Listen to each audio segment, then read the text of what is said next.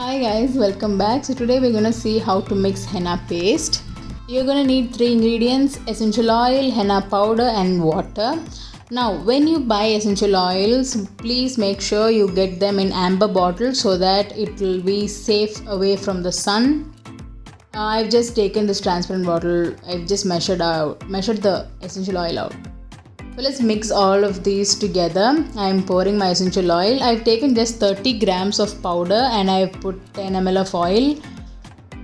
So usually for 100-gram powder, you're gonna need somewhere around 30 ml of oil, but don't go beyond 40 ml. Apart from your essential oil and henna powder, you can also add some sugar. I'll give in the description below, but that's optional. And also some people might add lemon, but that's also optional. These are the 3 basic ingredients. Your powder, body art quality powder you're gonna need, your essential oil and then water. I'm gonna add essential oil little by little and I'm gonna mix this into a cookie dough consistency.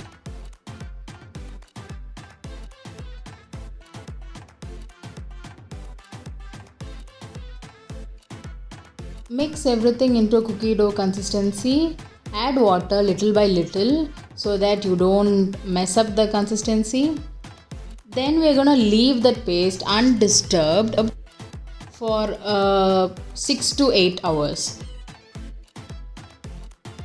So if you are living in colder regions, then you might need 12 to 24 hours. But since I am in South India, the climate is warm here, so I am gonna go with 8 hours. So keep mixing and you should mix up all the little lumps as much as you can.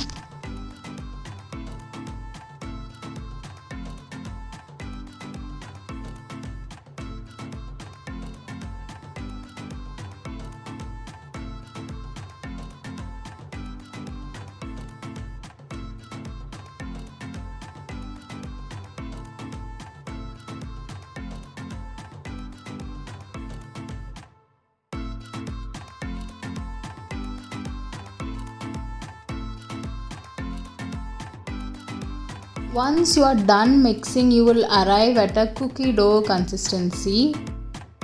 Yeah, nice and tight. So here we're gonna cover it with cling wrap for like 8 hours. Leave this undisturbed. In this video, I'm gonna show you 3 ways to make sure your henna paste is ready.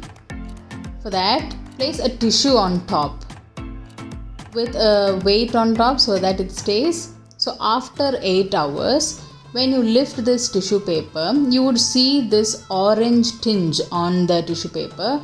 It makes sure that the paste is ready. If you see an orange tinge, it means the paste is ready. Then remove the cling wrap, and when you scoop out the first layer, ideally you can see a color difference. The top layer would be in dark brown and the layer in the bottom, lower layers will be in olive green. But my camera is not picking up, so we're going to quickly jump into another video. I'm going to show you a small snippet of how dye release happens. So when you scoop out, you can see the color difference at the bottom olive green layer and the top dark brown layer. Apart from this, you can also test it on your skin. Make sure you test it on your palm of your hands or feet because you need thick skin to test your stain. You would have a pumpkin orange stain when you wipe off. And also this is a consistency that you're looking for. Add water so much so where you reach here. Don't go beyond this. So you would see when you pull out your spoon, you would see a small tower of henna which is of about 4 inches maybe.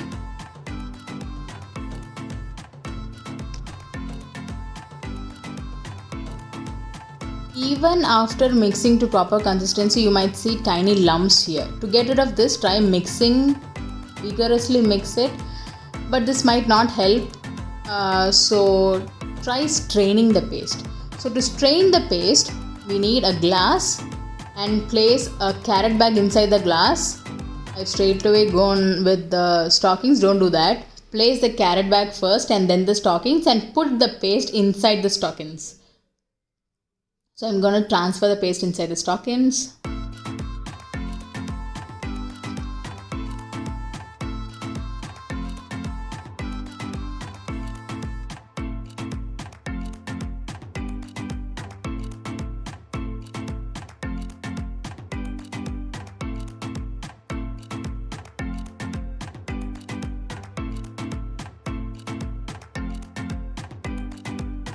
I'm trying to get every bit of paste into the stocking. I'm stingy that way.